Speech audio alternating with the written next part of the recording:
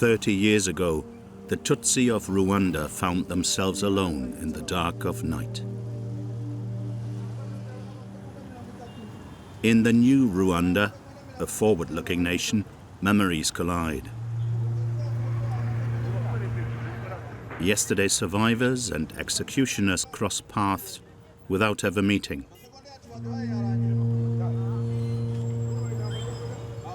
The aftermath of genocide is an enormous void. Everything has to be relearned. Loving, smiling, dreaming. Genocide is only really understood by those who live through it.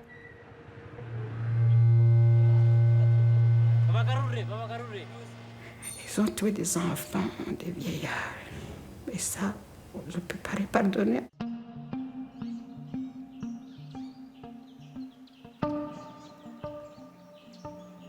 Amabwiriza yarahari. Nimba ufite imbunda ugomba kujya kwica no guhiga umututsi.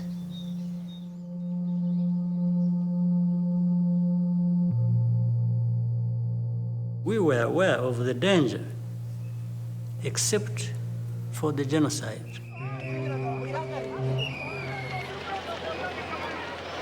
Les gens qui organisent le génocide ne sont pas des citoyens lambda. Ce sont des grands intellectuels avec une préparation minutieuse tirée de l'expérience hitlérienne. On a cherché à démontrer que c'est les Tutsis qui manipulent, qu'ils sont trop nombreux à s'être enrichis, etc. Ça a commencé comme ça. Les autorités françaises soutiennent inconditionnellement un régime qui prépare le génocide des Tutsis. J'ai averti, fin 90, qu'il y avait dans la tête de responsables militaires l'idée d'un massacre général. C'était la solution finale et radicale. The Tutsi genocide in Rwanda didn't happen at a moment of collective madness. This widespread violence had been in the works for a long time.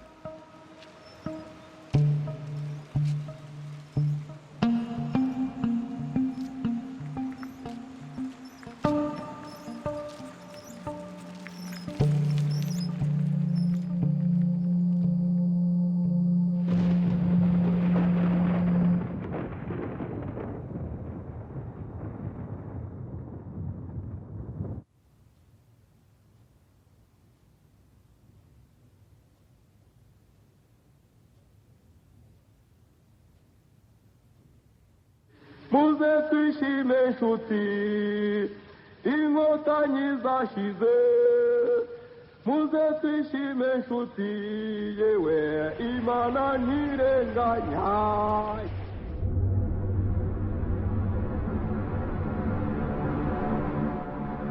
There was the period of the Tutsi genocide, 3 months, 1 million dead. And there was the period of its preparation.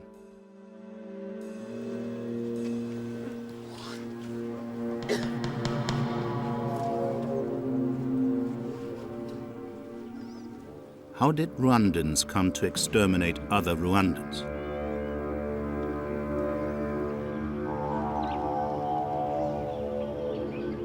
In this small African country, the poison of a genocidal ideology was rooted in European racism and in the country's colonizer, Belgium.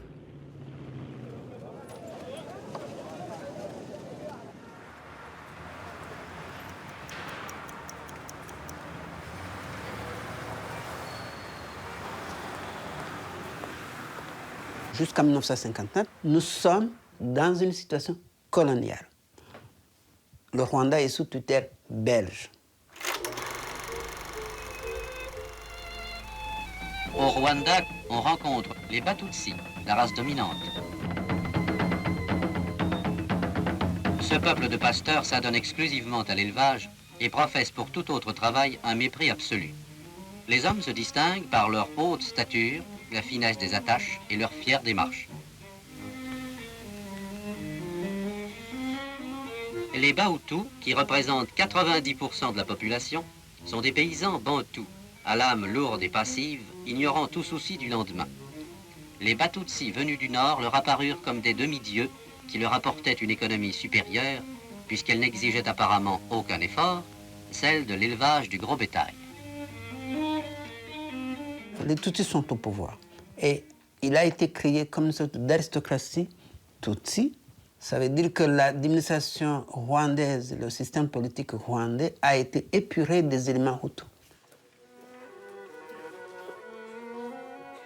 Le colonisateur, il est en face d'une société sans doute complexe, où il y a la pratique de l'élevage, de l'agriculture. On met une société où les mots Tutsi et Hutu existent, mais ne signifient pas des races différentes, puisque ces groupes, ils parlent la même langue, le Kinyarwanda. Ils pratiquent la même religion. Ils obéissent au même chef. Et sur le territoire du Rwanda, les Tutsis et les Hutus vivent ensemble.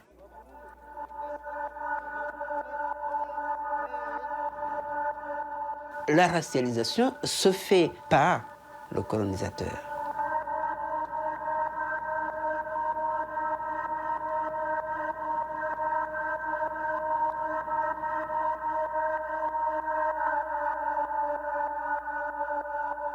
Lorsque la Belgique institue des livrets d'identité, c'est une sorte de livret fiscal.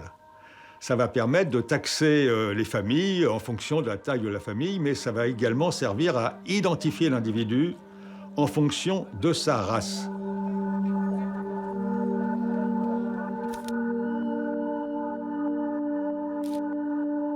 Et le mot race est le premier mot qui apparaît sous la photo d'identité.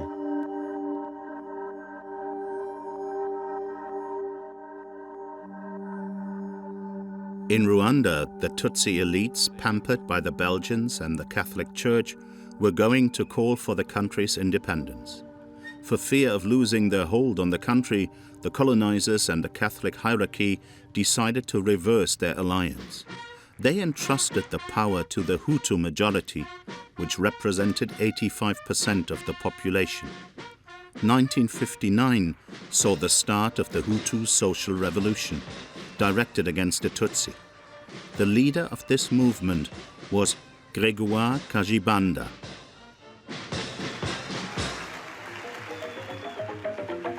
Three years later, he proclaimed Rwanda's independence and became president. Il y a un changement d'alliance. C'est-à-dire que les Tutsis qui ont été plus ou moins favorisés se trouvent désormais considérés comme des ennemis.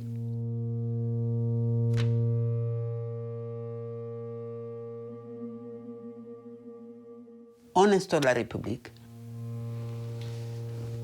Mais les leaders rwandais ne remettent pas en cause la racialisation de la société par le colonisateur.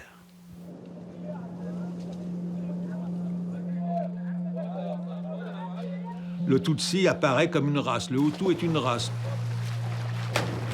Tout ça est totalement fantasmatique. Il n'y a pas de race au Rwanda, il n'y a même pas d'ethnie. Il y a eu énormément de mariages entre les groupes sociaux. On ne peut pas reconnaître au premier abord un Hutu et un Tutsi. Donc, cette racialisation est extrêmement inquiétante.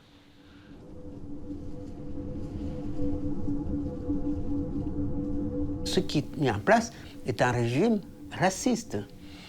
Et le président de la République, Kayibanda, lance des massacres contre les Tutsis, une violence qui fait en une semaine 8000 morts. En 63.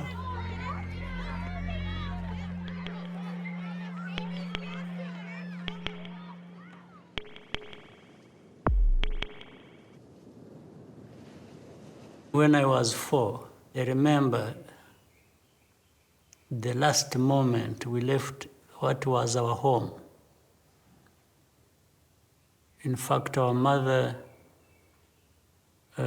took us outside of the house and we stayed in the compound. As we were outside waiting for, because hearings and all kinds of things around us, they would, I think, in the end converge to our home. So we were sitting outside there, and I really, it's like, a photographic memory of it, even as a kid.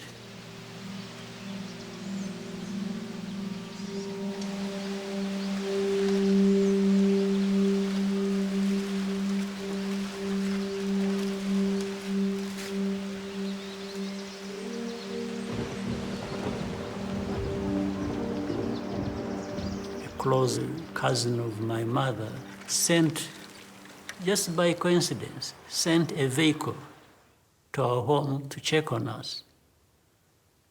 That's how we escaped. And in fact, as the vehicle came and parked in the compound near where we were, those who were across everywhere killing and looting and doing all kinds of things.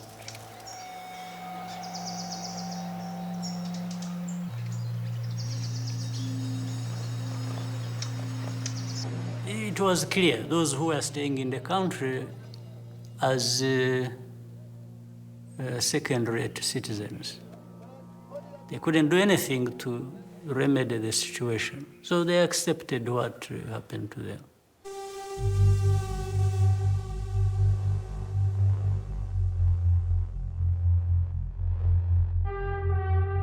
L'année 62 a été cruciale.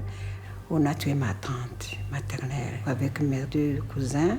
On a tué à la même époque, au même endroit, mon oncle paternel avec sa femme qui était enceinte des jumeaux qu'on a éventrés.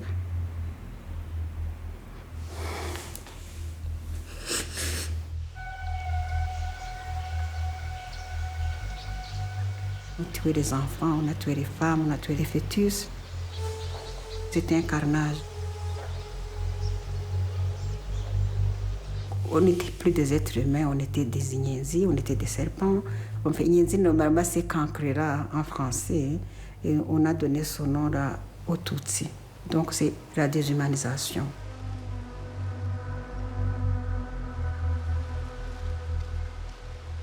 The Tutsi were hunted down and massacred. Between 1959 and 1963, 20,000 people were killed.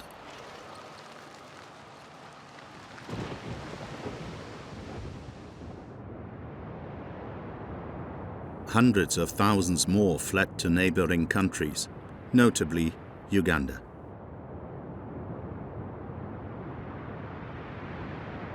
I was puzzled that we were living such a life and we had run away from our country, and what happens? Do we accept to be refugees perpetually?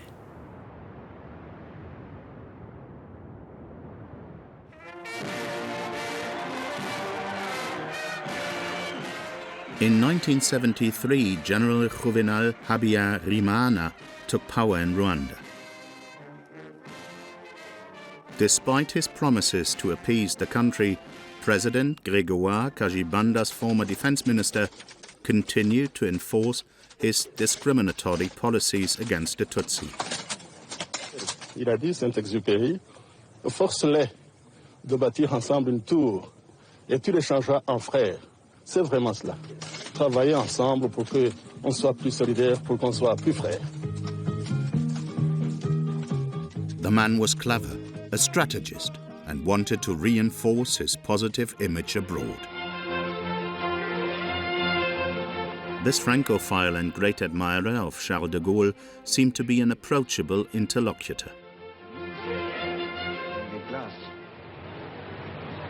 Valéry Giscard d'Estaing and François Mitterrand after him got closer to Juvenal Habyarimana. In 1975, France signed its first military aid agreement.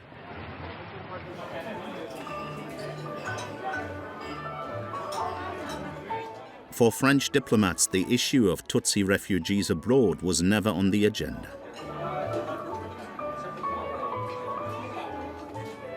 Pendant des années, il y a eu des négociations diplomatiques entre ces réfugiés Tutsis qui se trouvent en Ouganda dans des camps et le régime de M. Habyarimana pour un retour des réfugiés, un retour pacifique. Et puis finalement, M. Habyarimana a refusé ce retour, estimant qu'il y avait déjà trop de monde au Rwanda, qu'il n'y avait plus la place pour ces réfugiés. Et c'est ainsi qu'est née l'idée de ces réfugiés de rentrer par la force et qu'ils ont constitué une force armée qui s'est appelée le Front patriotique rwandais.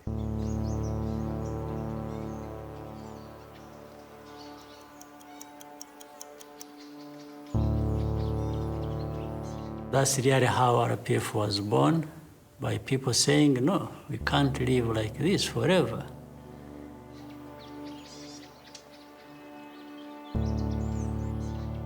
Paul Kagame became a military leader at the age of 33. An austere and secretive man who lived side by side with his soldiers.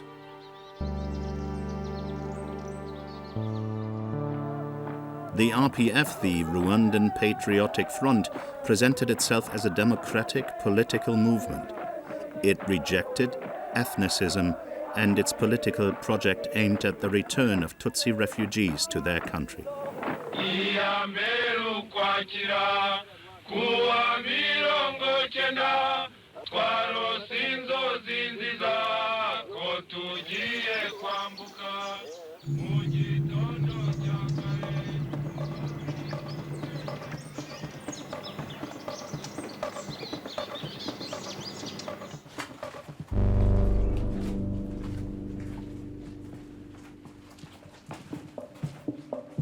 Inkotanyi zimaze gutera inzego z'ibanze zadushishikarije gutabara natwe igihugu cyacu batubwira ko cyatewe ubwo muri 19 mu kwezi kwa 10 nibwo twagiye nk'abasore nyine tujya kwiyandikisha iyo principe nari mfite yo kurengera igihugu bavuga ko gitewe kandi abantu bagiteye bashaka kutwambura ubutegetsi niko bwitwaga kandi bafite abo bantu amateka abo ngora abantu babi bagira ubutegetsi bubi rero mpeta numva ko nagomba kugira ishyaka ryo kugira ngo ntazakandamizwa n'ubwo butegetsi bwari bugiye gukuraho bwacu icyo cyabo bagande nizo nyenzi bateye u Rwanda kugira ngo barwigarurire.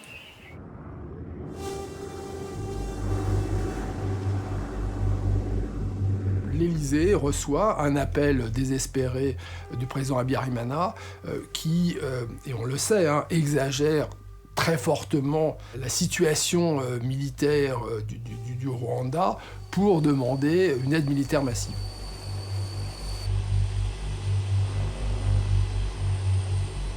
Cette aide militaire massive, il l'obtient avec l'envoi, dès le 4 octobre, de 2 compagnies de combat pour régler la situation du Rwanda. France had chosen its side, that of President Habyarimana's Hutu regime against Paul Kagama's RPF. The French government launched Operation Roi. Hundreds of Red Berets, legionnaires and officers of the National Gendarmerie Intervention Group came to the aid of the Rwandan armed forces. La 3, 3455, 3455. C'est bon. Feu!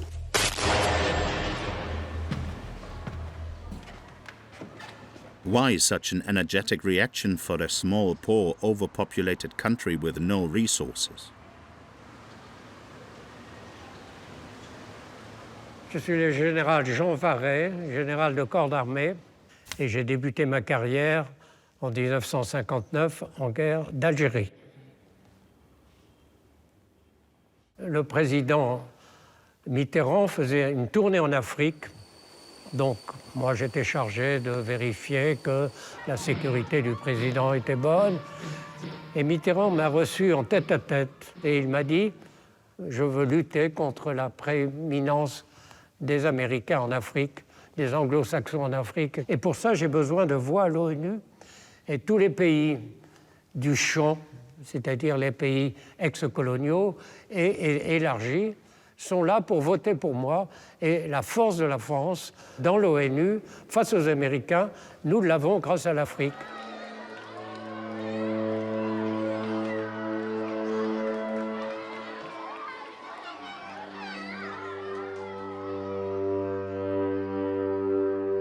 Kagame, lui, était un produit des Anglo-Saxons.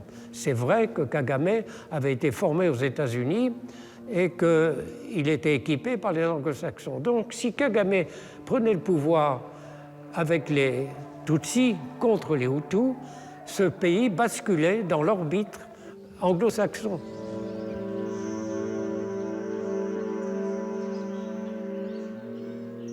le FPR est devenu l'ennemi existentiel du régime Habyarimana, mais aussi l'ennemi de la France.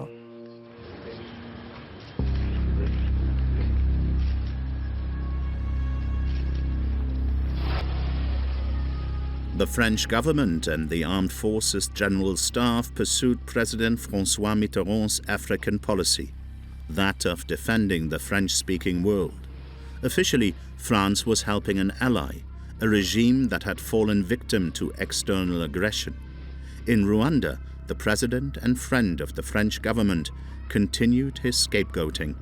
He relied on extremist, hate-mongering media.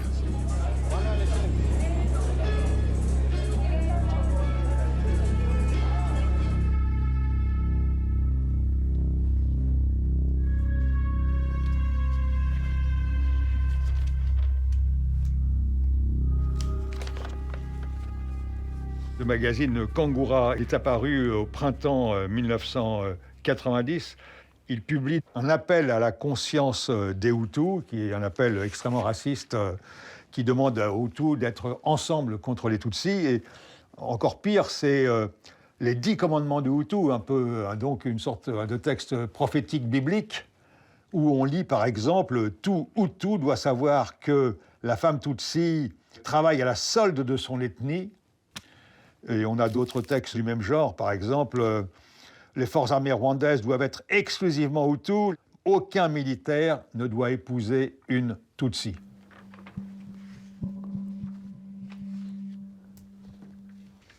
Dans ce fameux numéro 6, il y a la photographie de François Mitterrand, un véritable ami du Rwanda. Donc on va faire cautionner finalement tous ces appels à la haine par François Mitterrand en personne. Pour moi, c'est une carte postale pour dire merci. C'est dans la difficulté qu'on connaît les amis. Donc, Mitterrand, c'est notre ami. The good relations between the French and the Rwandan presidents were accompanied by increasingly intense military cooperation. It began with training of the Rwandan officers. It continued with the delivery of weapons. Le chef d'état-major est un Hutu très agressif. Il me demande d'assister à une réunion destinée à faire le point sur la coopération militaire française. Il me dit, voilà, j'ai besoin d'urgence de mitrailleuses, de mortiers. Alors je lui dis, mais la gendarmerie n'a pas besoin de ça. Moi, je suis prêt à vous donner des gaz lacrymogènes, des masques à gaz et des bâtons pour maintenir l'ordre, car c'est votre mission. Mais des armes létales telles que vous les demandez, c'est non. Il me dit, voilà, ces demandes, c'est très simple, c'est qu'on en a besoin pour participer à la destruction de tous les Tutsis. Je lui dis, qu'est-ce que ça veut dire, destruction de tous les Tutsis? Il me dit, on va tous les éliminer, les femmes, les enfants, les vieillards, tous. Ah bon? Et devant mon air étonné, il me dit, ce sera vite fait, ils ne sont pas très nombreux. Alors là-dessus, je suis horrifié, j'appelle l'ambassadeur, je lui dis, je veux voir Habyarimana.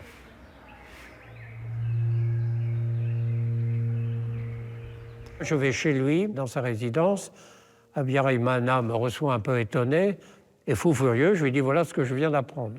Il prend un air étonné, et il me dit, il vous a dit ça, ce con-là? Je dis, oui, je le vide.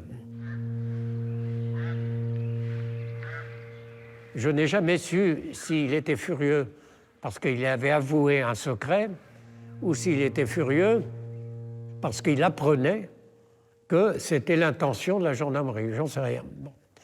Mais toujours est-il qu'il ne l'a pas vidé. Despite General Jean Varey's warnings at the highest level, the French government continued its military collaboration and unfailing support for President Juvenal Habyarimana.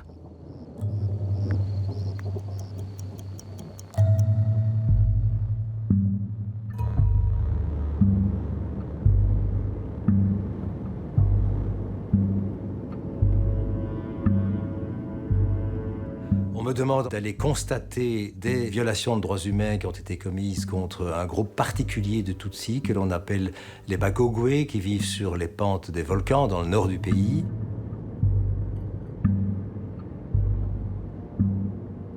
C'était vraiment des paysans aux pieds nus sur les collines. Et ces gens ont été massacrés, enfin tous les hommes en tout cas, ce sont 2000 hommes qui ont été massacrés. Nous avons été menés à plusieurs sites de fosses communes par des témoins dans toute cette région du nord-ouest du pays. Et l'un de ces sites, c'était le jardin d'un bourgmestre. Alors le bourgmestre, c'est le maire en France. Ils avaient retenu le terme belge pour désigner celui qui dirige la commune. Nous arrivons avec notre équipe de spéléologues dans ce jardin et on se met à creuser à l'endroit qui nous est indiqué.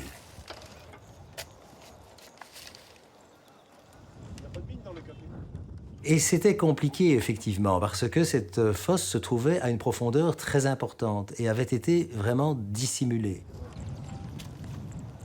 On arrive à creuser 2 mètres sous terre, il n'y a rien, sauf à un moment donné, tout de même, une odeur.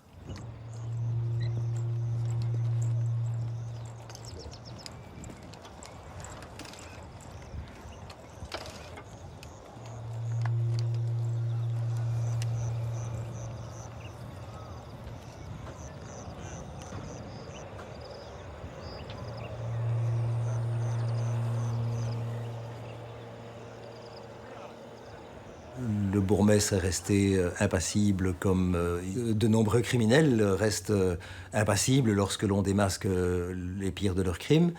Ils le savaient très bien, ils avaient vécu les choses.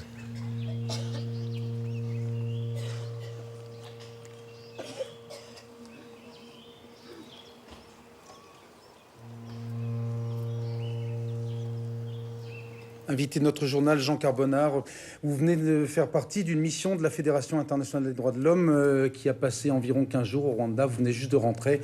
Vous avez d'autres témoignages à donner sur ces violations de droits de l'homme assez terribles. Oui, ce qui nous a beaucoup frappé au Rwanda, c'est à la fois l'ampleur de ces violations, la systématisation, l'organisation même de ces massacres, parce qu'on a parlé d'affrontements ethniques, mais en réalité, il s'agit de beaucoup plus que d'affrontements ethniques. C'est une politique organisée que nous avons pu vérifier malheureusement parce que nous avons vu des centaines de témoins et des fosses comme celle que vous avez vue. Il y en a pratiquement dans presque tous les villages.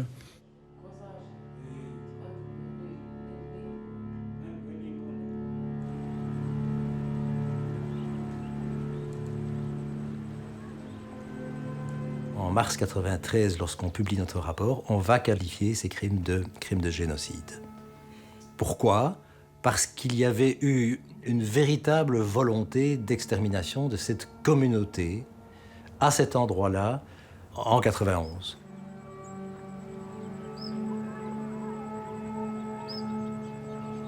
In retaliation to an attack by the Rwandan Patriotic Front, over 2,000 Bagogwe Tutsis were killed following the political and military authorities' orders.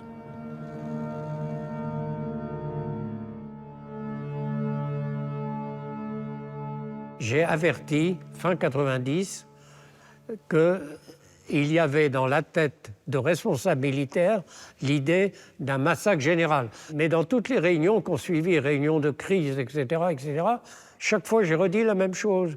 Quand on me demandait d'augmenter l'aide militaire là-bas, d'envoyer davantage de cartouches, d'envoyer davantage d'obus, je freinais en disant « Sachez qu'ils ont pour objectif des massacres de masse, etc. » Et petit à petit, j'étais l'emmerdeur. Je n'étais pas du tout dans le mouvement qui consistait à aider, en fermant les yeux, Habyarimana et les Hutus. Ces alertes, elles ont bien été reçues par l'Élysée. Donc cette connaissance, elle existe en temps réel et elle est rejetée par l'Élysée. Pourquoi ? D'abord parce que ça exigerait de l'Élysée une certaine reconnaissance d'erreur, c'est-à-dire que le régime Habyarimana n'est pas celui que l'on a imaginé. Donc ça pose un problème, notamment à l'Élysée, parce que le régime apparaît comme particulièrement odieux et qu'il faut rétablir un schéma très classique sur l'Afrique, un schéma très dépréciatif, très raciste en fait de l'Afrique, c'est-à-dire de dire au fond l'Afrique, c'est un continent de tribus qui se font la guerre. Le Rwanda, où les affrontements entre tribus rivales ont fait au moins 80 victimes depuis une semaine seulement. Les affrontements interethniques très violents ont repris. Et rien n'a permis pour l'instant d'arrêter les massacres entre les deux ethnies du pays.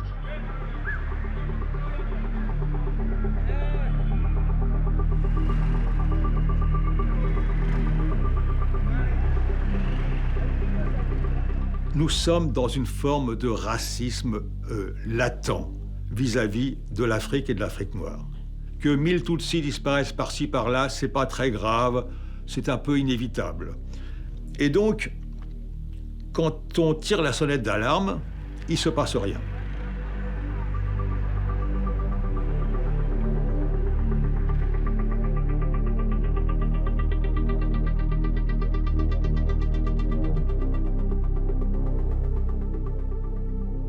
Après avoir vu les massacres d'Ebagogwe, on pouvait se dire que ça a quand même préparé les mentalités.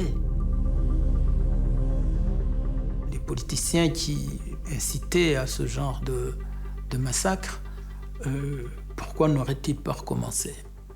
Pourquoi n'auraient-ils pas agrandi la chose?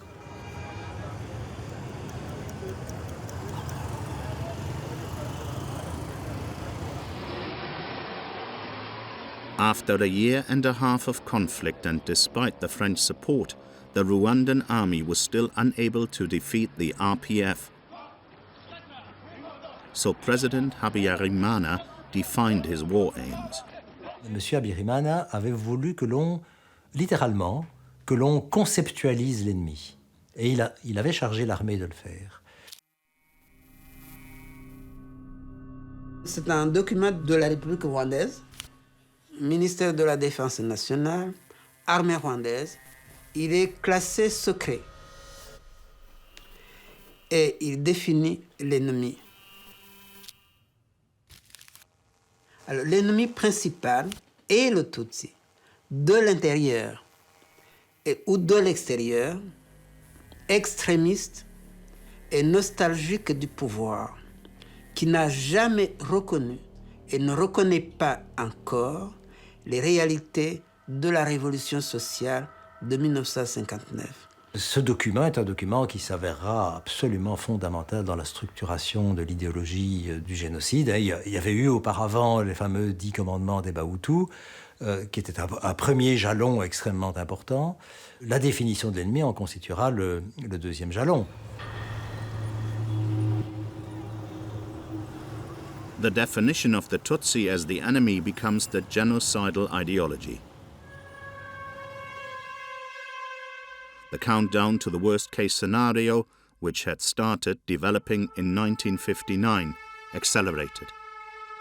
Richard Mugenzi, il a été recruté par le renseignement militaire rwandais pour devenir une sorte de veille radio pour intercepter les communications radio du Front patriotique rwandais. C'est là où les choses se compliquent. On a commencé à organiser des mises en scène. Nous devrions composer un texte et le distribuer partout que les Tutsis qui sont dans le pays envoient leurs enfants au FPR.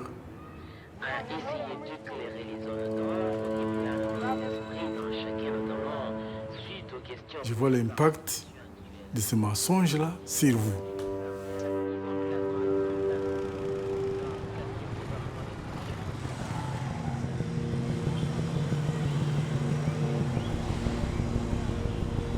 abo basigaye mu Rwanda ari ibyitso byabo bari hanze ukabyumva ubwo n'abana b'abatutsi bamwe b'abanyarwanda bari mu Rwanda bari batangiye kujya mu nkotanyi barabihuza rero babona ko mu Rwanda harimo ibyitso.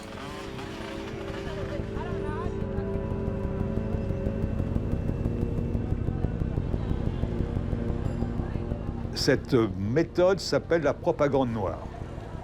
C'est-à-dire qu'on va faire inventer des soi-disant messages de l'ennemi qui vont servir les buts de guerre. Au total, on peut estimer que Richard Mogenzi a produit environ 8500 messages, dont une très grande partie sont des faux messages.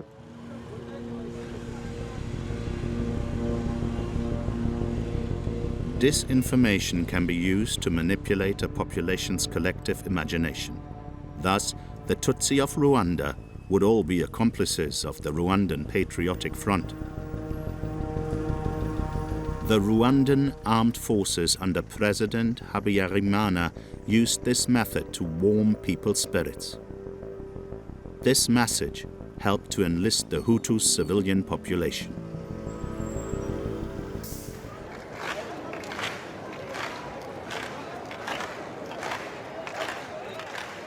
President Habyarimana's party recruited its young members mainly from football fans. Trained in dance, physical feats and parades, they became a youth movement flattered by its proximity to political power.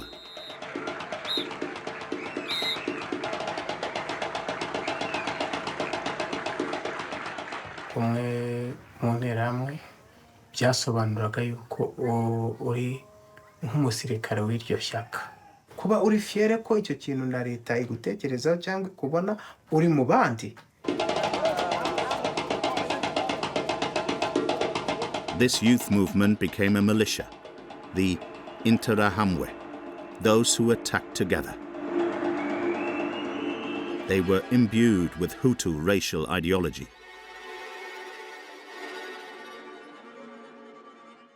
Abakoze bagakora neza mu mutwe n'interahamwe cyangwa bagakorera neza igihugu bari kubona imirimo ishimishije, bityo rero ntabwo ari kwitesha ayo mahirwe.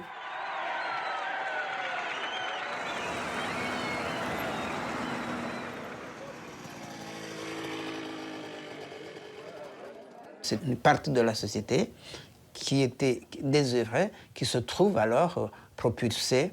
Ils ont une place, ils ont un rôle, ils sont considérés par des hommes qui, jusque-là, les regardaient de très haut. C'est comme une promotion.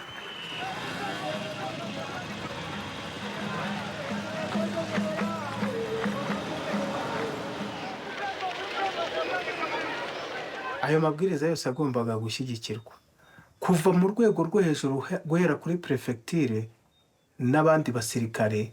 Abo bose bari bafite inshingano zo kuduha imbunda n'imyitozo. Imbunda zarabonekaga kandi zaratangwaga, aho twazikuraga neshi na prefecture ubwayo yarazitangaga.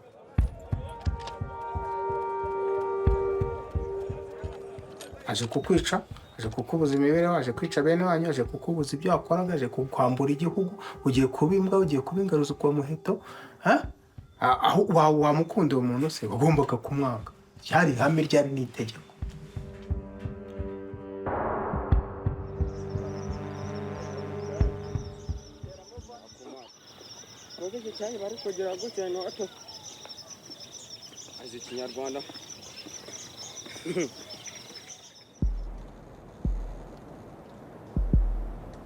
In Kigali, supporters of ethnic nationalism formed a radically racist political movement.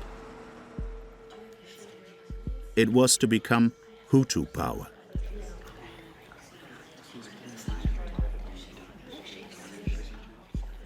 At the top of the state, a clan had already seized power.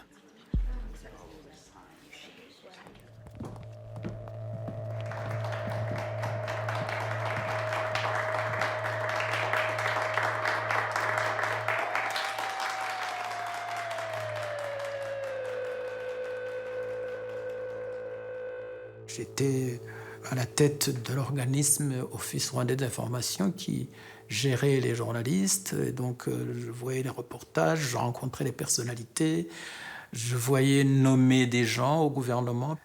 Et le président ne gérait plus que les aspects publics, mais la réalité du pouvoir avait glissé des mains du président aux mains de Madame Agathe Habyarimana et de sa famille.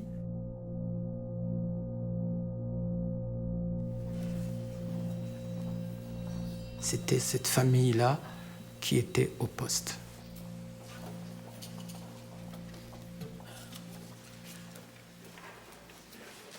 Agathe Habyarimana, la première dame, elle est extrêmement virulente contre les Tutsis.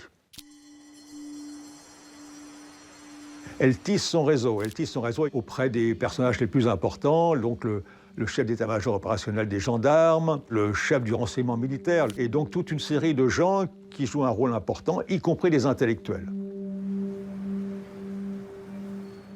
The First Lady was at the head of a secret occult network, a first family circle that in Rwanda is called the Akatsu, the Little House. Her clan placed its men in key positions of power and took control of the media.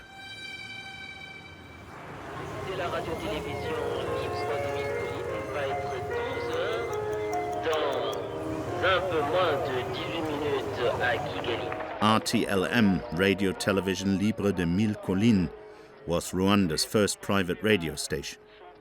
As soon as it was founded, thousands of transistors were spread across the country's villages. On a donc choisi pour vous deux extraits du Prince de Machiavel, de la cruauté ou de la clémence, et s'il vaut mieux être aimé que craint. Je crois qu'il est plus sûr d'être craint, la crainte, a pour base un châtiment dont l'idée reste toujours vivante. Whether in French or in Kinyarwanda, RTLM's journalists used every pretext to stir up hatred. Ils vont créer une radio sur les antennes de laquelle ils peuvent dire tout ce qu'ils veulent. Voilà, c'est ça, la radio. C'est vraiment l'outil de combat des extrémistes. Abaturage basabwe gushyigikira ingabo zabo kandi bazirangira aho barabutswe umwanzi hose.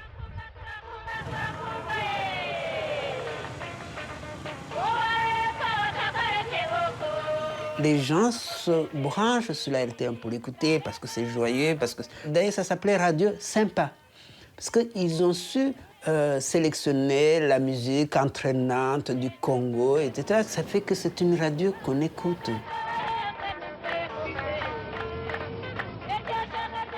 C'est une radio performante, coûteuse. Il va falloir réunir l'équivalent, on va dire, d'1 million d'euros d'aujourd'hui.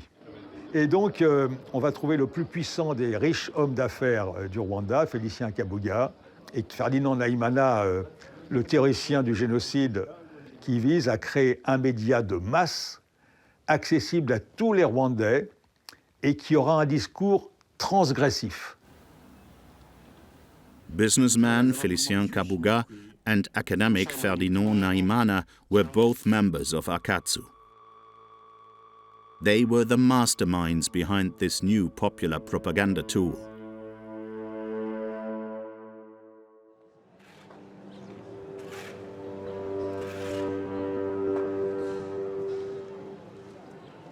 A woman played a key role at Radio de Mille Collines.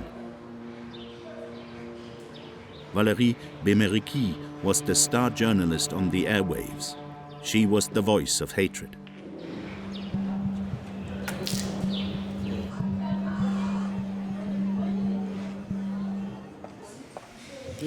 yarafashije kubera ko ibi ni ibintu bikeya cyane bigiye kubisobanura kugira ngo duplanifiye jenoside. Yari ishingiye ku byo ntazi ngewe ku bwanjye ntashobora gutanga ibisubizo, ariko ngewe icyo nabonye ko neza nari ishingiye kuri ntuza ku ideoloji yayo. Icyo kinyamakuru cyari kibereye abanyarwanda.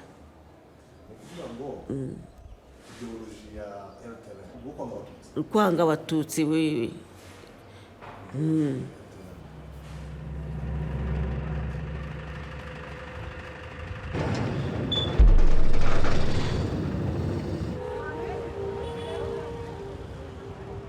The massacres of Tutsis increased, and the Rwandan Patriotic Front was then supported by part of the Hutu opposition, which wanted peace. The UN and Rwanda's neighboring countries tried then to put an end to the war. President Juvenal Habyarimana was forced to negotiate with his enemy, the RPF. Under pressure and after a year of negotiations, he signed peace agreements that would lead to the sharing of power between the RPF and the Hutu opposition political parties. To secure these agreements, UNAMIR, a United Nations mission force, was deployed in Rwanda. Les accords d'Arusha demandent la paix, ça veut dire mettre fin à la guerre, réunir les deux armées en guerre, et puis après, partager le pouvoir. Et pourquoi est-ce que ce processus a été très difficile? Parce qu'il n'est pas voulu par les extrémistes. Les extrémistes ne veulent pas, parce que négocier, c'est accepter le partage. Habyarimana le est apparu comme un traître. Il a accepté, il est faible. The Hutu power extremists knew President Habyarimana had signed an agreement that condemned them. Colonel Theoneste Bagosora was a member of the Akatsu. A close friend of the First Lady, he was a graduate of the French School of Warfare. Le colonel Bagosora, ça l'énerve. Ça l'énerve de voir qu'on est en train de s'entendre pour faire la paix. À un moment donné, il décide de rentrer à Kigali et il dit aux personnes qui l'entourent « Je rentre à Kigali, préparez l'apocalypse ». Theoneste Bagosora had been preparing this prophecy for many years. In his diary of February 1993, he noted in his own handwriting that the military police must be able to train the militias. The colonel also refers to an order of 2,000 Kalashnikov rifles for the towns and villages. Theoneste Bagosora was nicknamed Colonel Apocalypse.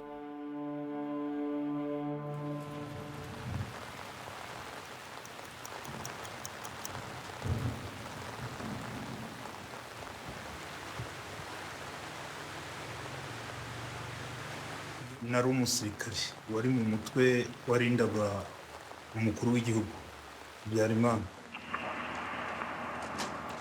Uwo munsi tuja i Dar es Salaam twahagurutse saa 11.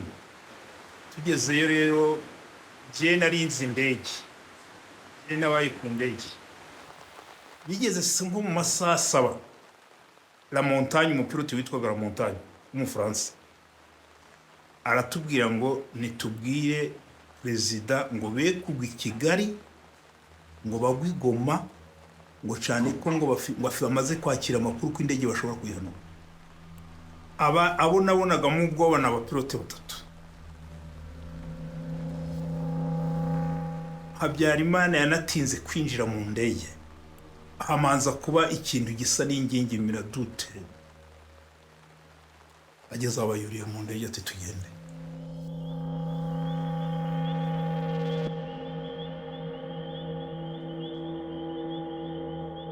Shortly before 8:30 p.m. on April the 6th, 1994, as the Falcon began its descent towards Kigali, 2 missiles pierced the darkness.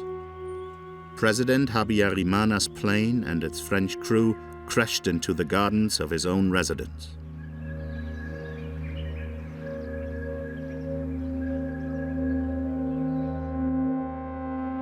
Une carcasse calcinée, les restes de l'avion du président rwandais qui s'est écrasé hier soir non loin de l'aéroport de Kigali, des témoignages qui parlent aussitôt d'explosions ou encore de tirs à la roquette essuyés par l'appareil, de la stupeur pour ceux qui apprennent la nouvelle et quelques heures plus tard des tirs dans les rues de Kigali.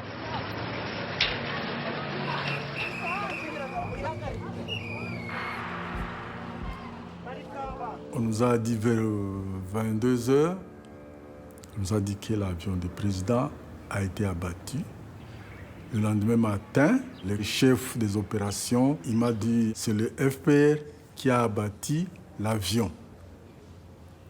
Moi, je devais transcrire comme tel. Et puis, quand c'est parti à la radio, c'est diffusé partout.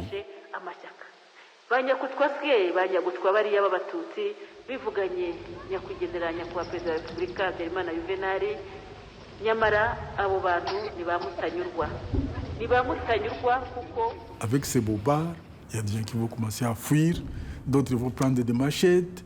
C'est la fin du monde. The attack on the president's plane, responsibility for which was never claimed, was the final stage in the planning of the genocide. The last event before the extermination of the Tutsi.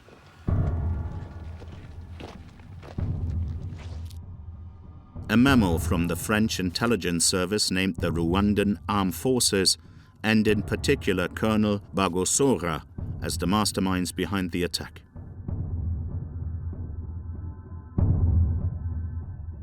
A government composed of Hutu power extremists officially took office on April 9th.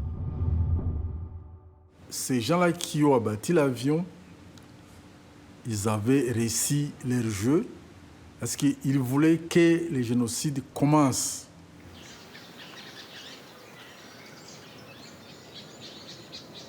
For 100 days, the Tutsi were systematically hunted down and killed like animals. At roadblocks, killers used identity cards to identify their targets.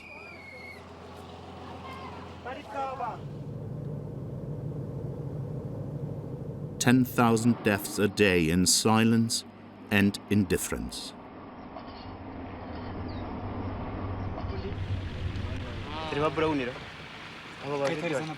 In July 1994, Paul Kagame and the Tutsi rebels of the RPF put an end to the genocide and took Kigali.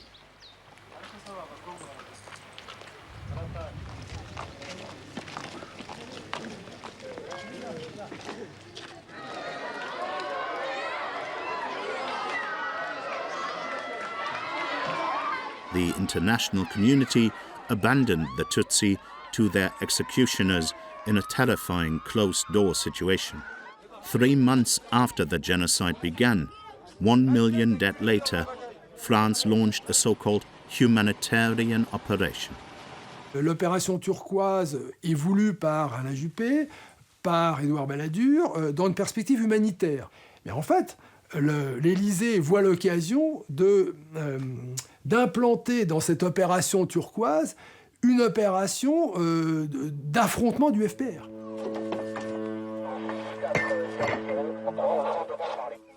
Feu!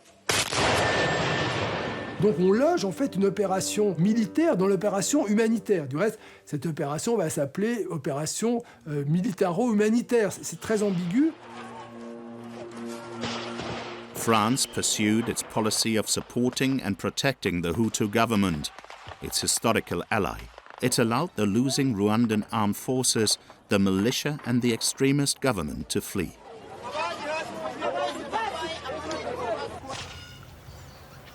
"30,000 of them crossed the Rwandan border into neighboring Congo.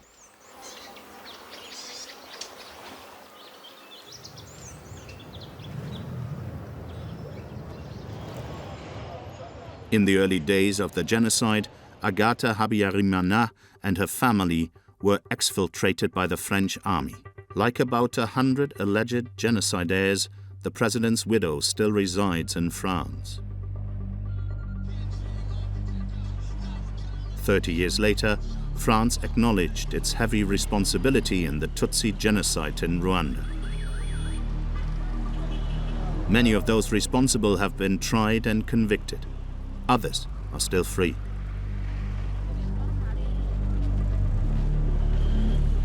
The victims in Rwanda continue to demand justice.